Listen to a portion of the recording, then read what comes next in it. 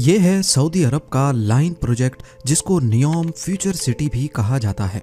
इतना बड़ा mega project आने वाले सालों में दुनिया पहली बार देखेगी। ना सिर्फ बड़ा, बल्कि नियोम दुनिया का सबसे महंगा कंस्ट्रक्शन प्रोजेक्ट भी है। $500 बिलियन की लागत से तैयार किए जाने वाले इस प्रोजेक्ट में दो 500 मीटर ऊंचे स्काई स्क्रैपर्स एक दूसरे के पैरेलल बनाए जा रहे हैं, जो कि हैरत अंगेज तौर पे सऊदी के रेगिस्तान में 170 किलोमीटर तक फैले होंगे। ये ऐसा ही है जैसे न्यूयॉर्क के वन वर्ल्ड ट्रेड सेंटर की 4500 कॉपीज बनाकर उनको एक ही लाइन में खड़ा कर दिया जाए। सऊदी क्राउन प्रिंस मोहम्मद बिन सलमान नियोम को फ्यूचर की एडवांस्ड लीनियर सिटी बनाने का ख्वाब रखते हैं। एक ऐसी सिटी जिसमें शीशे के फसाद के अंदर 90 लाख लोग रह पाएंगे। पर क्या ऐसा मुमकिन भी है कि नहीं? इसके ऑर्गेनिक सिटीज के मुकाबले में क्या क्या फायदे हैं और क्या क्या नुकसानात? क्या कहीं सऊदी अरब अपनी गिरती हुई इकोनॉमी को बचाने के लिए अपना सब कुछ दांव पर लगाकर कोई गलती तो नहीं कर रहा? और अगर किसी वजह से ये नियोम प्रोजेक्ट फेल हो गया तो फिर सऊदी के पास पीछे क्या बचेगा? ज़ेम टीवी की वीडियोस में एक बार फिर से खुशामदीद। नाजरीन, नियोम सऊदी अरब के ऐसे प्रोजेक्ट का नाम है जो अपनी नौयत का सबसे यूनिक शहर कहलाया जाएगा। ये सऊदी अरब के वेस्ट में गल्फ ऑफ अकाबा से शुरू होकर एक लाइन की सूरत में सऊदी अरब के ईस्ट में 170 किलोमीटर तक फैला होगा।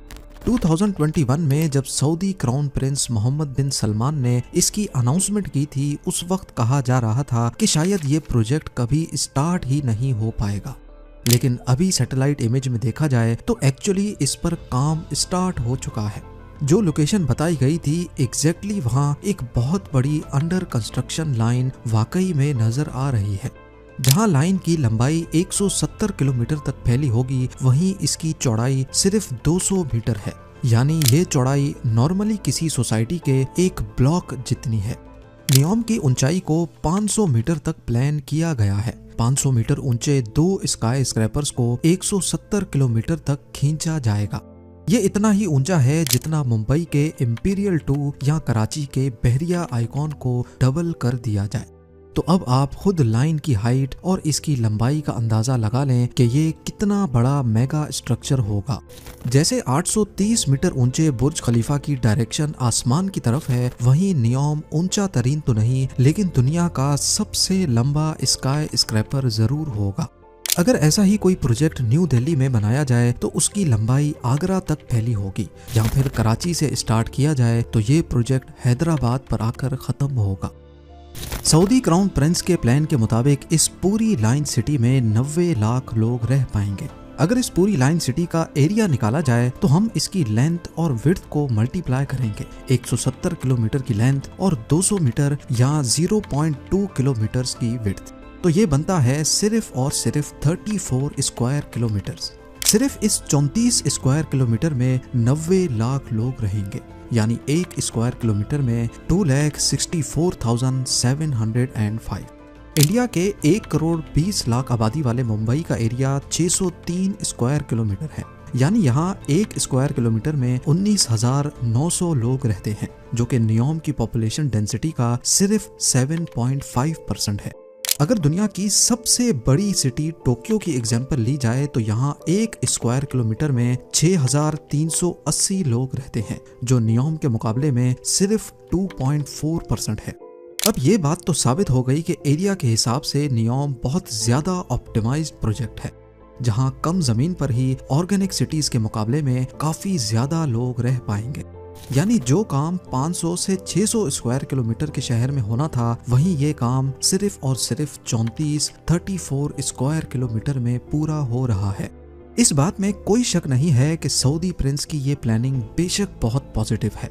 जिस स्पीड से दुनिया की पॉपुलेशन बढ़ रही है, नियोम जैसी प्री प्लान्ड सिटीज ही फ्यूचर में बाजी ले पाएंगी, क्योंकि इसमें ऑर्गेनिक शहरों के मुकाबले में ज्यादा लोग बहुत कम रिसोर्सेज पर रह पाएंगे। इनको जल्दी भी बनाया जा सकता है और काफी ज्यादा सस्ता भी। इस किस्म की सिटीज को लीनियर सिटी कहा जाता है, क्योंकि नियोम एक प्लान्ड लीनियर सिटी है। इसी वजह से इसके काफी फायदे भी हैं। जैसा कि नॉर्मल सिटीज में रिसोर्सेज काफी जाया होते हैं, लेकिन लीनियर सिटी में सब कुछ प्लान्ड होने की वजह से रिसोर्सेज का लॉस ना होने के बराबर होता है। जिससे ऑपरेटिंग कॉस्ट भी कम हो जाती है।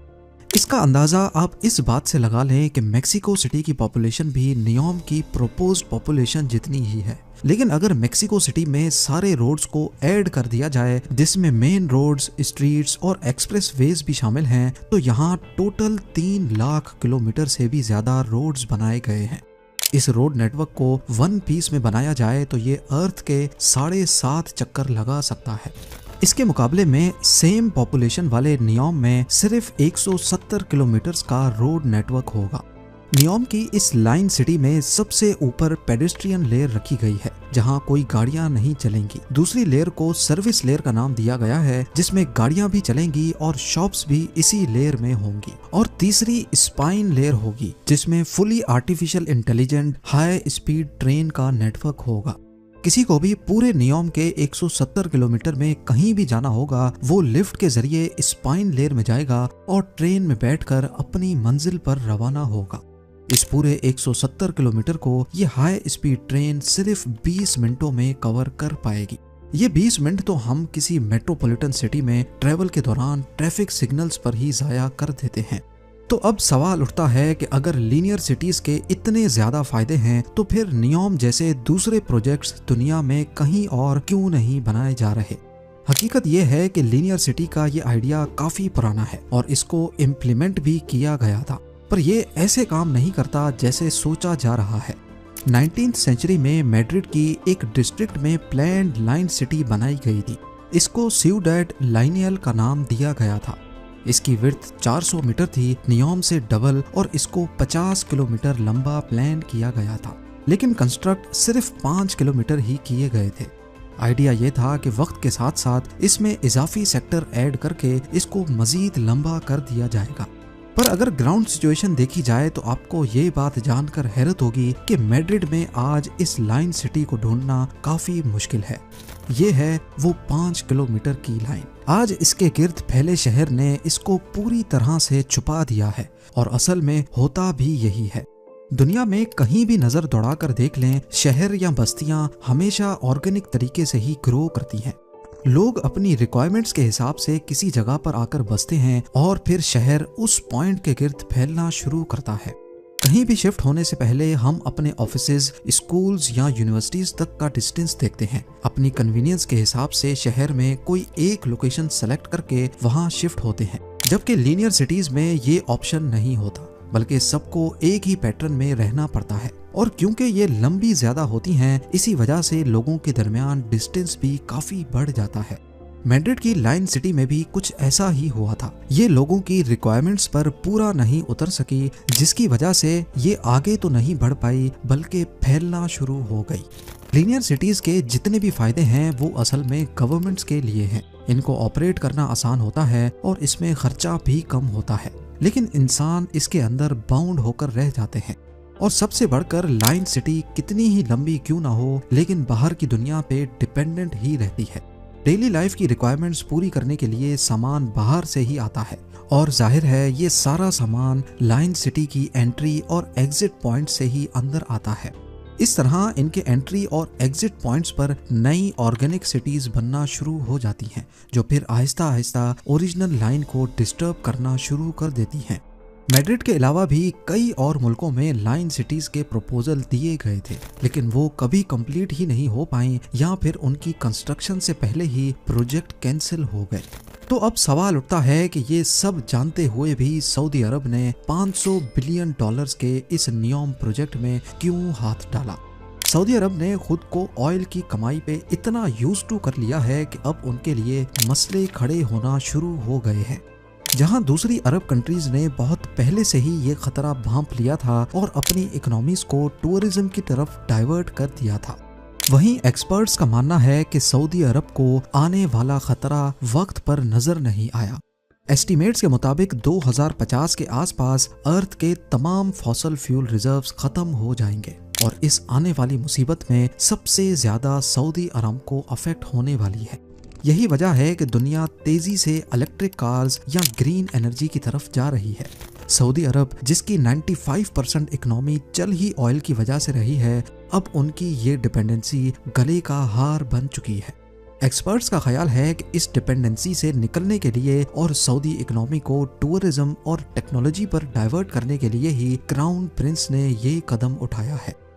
सऊदी का मेन सोर्स ऑफ इनकम है सऊदी अरामको, जिसकी कुल मालियत $2 ट्रिलियन है। पर ये पैसे तो ऑयल कंपनी की वर्थ है जो इनको हर साल $120 बिलियन का प्रॉफिट जनरेट करके देती है, जिसमें से करीब 70 बिलियन तो कंट्री के खर्चों में बजट की सूरत में चले जाते हैं। पीछे बचते हैं $50 बिलियन। यानी अगले 10 सालों तक अगर यही प्रॉफिट बरकरार रहा तब जाकर सऊदी नियोम के $500 बिलियन का खर्चा बर्दाश्त कर पाएगा। और अगर किसी वजह से ये प्रोजेक्ट फेल हो गया तो फिर सऊदी अरब के पास अपनी इकोनॉमी को डाइवर्ट करने का, दूसरे इनकम रिसोर्सेज ढूंढने का वक्त नहीं बचेगा। आपका इस बारे में क्या ख्याल है, मुझे कमेंट सेक्शन में ज़रूर बताइएगा। उम्मीद है ज़ेम टीवी की ये वीडियो भी आप लोग भरपूर लाइक और शेयर करेंगे। आप लोगों के प्यार भरे कमेंट्स का बेहद शुक्रिया। मिलते हैं अगली शानदार वीडियो में।